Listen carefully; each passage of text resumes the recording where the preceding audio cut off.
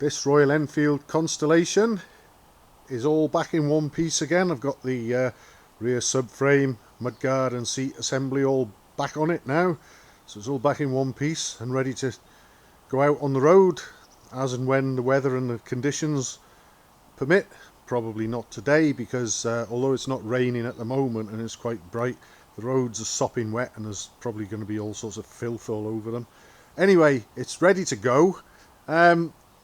I've already shown a couple of videos of it running nicely with the single carburettor and then back to the twin carburettors. All seems well, and a few people have asked me what exactly was the cause of all this trouble.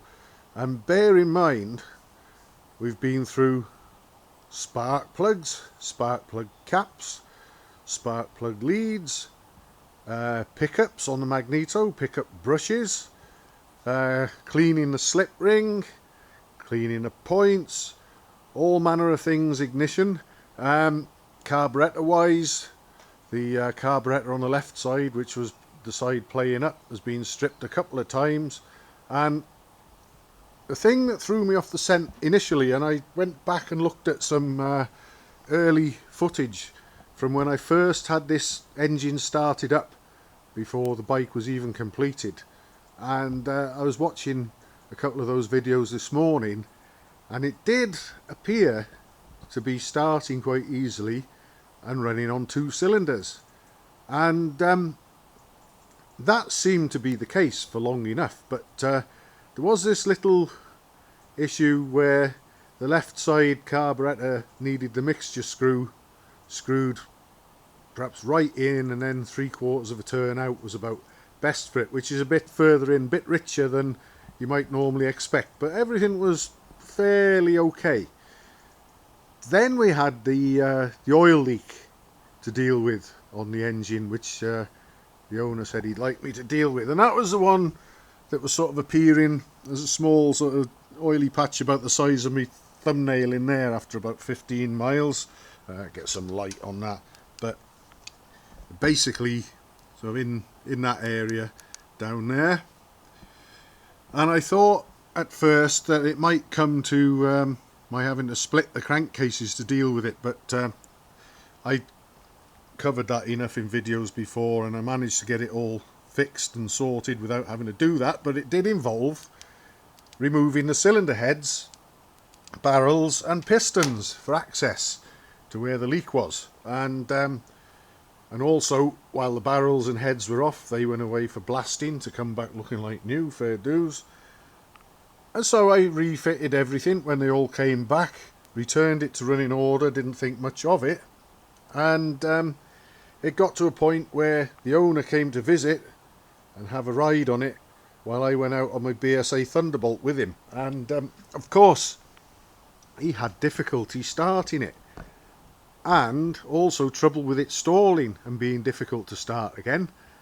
And from then on, that is where the bulk of the troubles seemed to come from.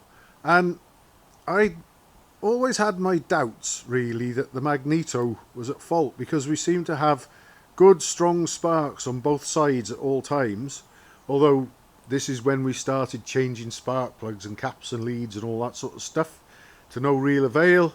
The carburettor came off again and had a second checking over, and the best that I could get on the 2 carburettors was a steady tick over on the right side and the odd sort of duh on the left, but it wasn't really good enough. And was the Magneto going downhill rapidly? It'd been a long time since this engine had been run previously, you know, before the restoration work. Maybe the Magneto was to blame, but I didn't really think so.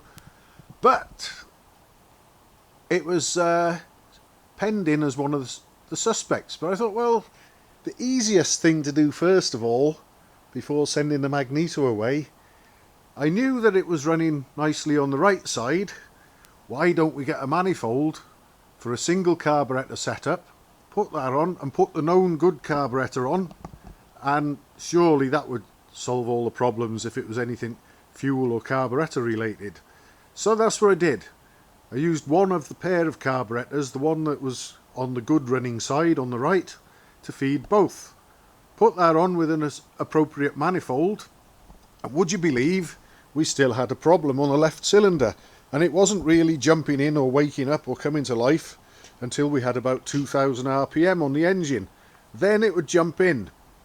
There was also the little matter of the new exhaust pipes going a little discoloured quite early and rapidly, and that also suggested that something wasn't right, although I knew the ignition timing was bang on where it should be, and it seemed to be running well enough on the right cylinder.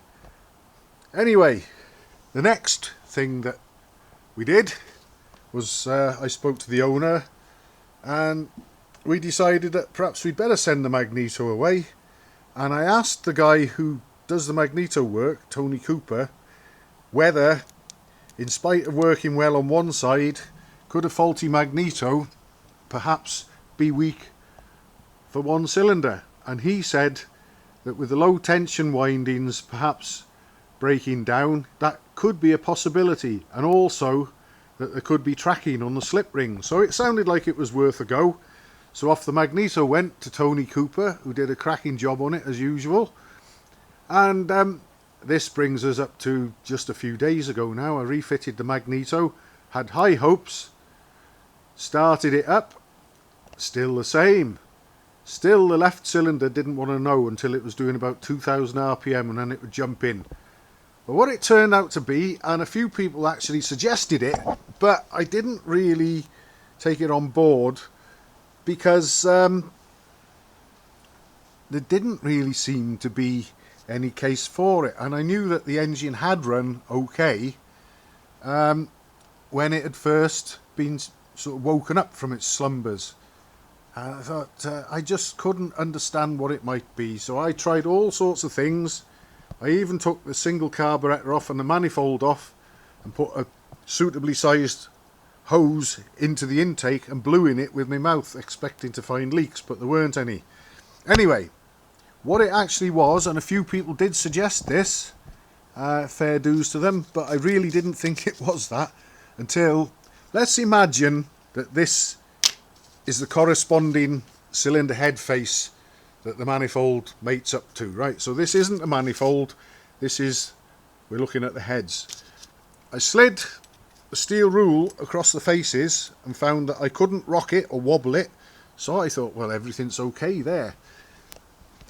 But on a second attempt, what I found was the steel rule, and I was going in from the right side cylinder, so imagine this is the right side cylinder, going across there, no wobbling there, going across there, no wobbling. I later found, when I used my LED head torch, which is very bright, and I held it under there and did it again, that actually there was a little bit of light showing in that area. And I had a look at the gasket, and the gasket was also, whether the camera would pick this up or not, I don't know, but very, very shiny in that area, where it had obviously been very, very firmly compressed and dull around here. The gasket wasn't broken or anything, but it sort of added up, and that actually, I saw that first, and that's what prompted me to have another go with the steel rule and my LED torch, and that's when I found the light you could just see in that area. And obviously it's because the cylinder heads and barrels and pistons, the top end was stripped down, and then I put it back together, and obviously the cylinder head didn't go back in exactly the same position as it had been fitted previously. And as one contributor, one commenter mentioned, I should have perhaps fitted the manifold and bolted it up tightly with no gaskets in place across both cylinders before tightening the cylinder heads down.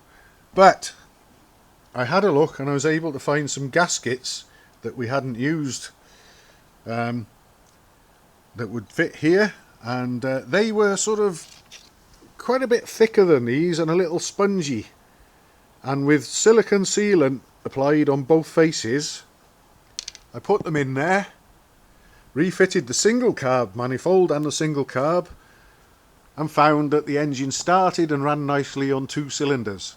And after that I was able to change from one carburettor and a single carburettor manifold, which is what this is, back to the twin carburettor manifold and the twin carburettors, and finally the engine would start and run nicely on 2 cylinders.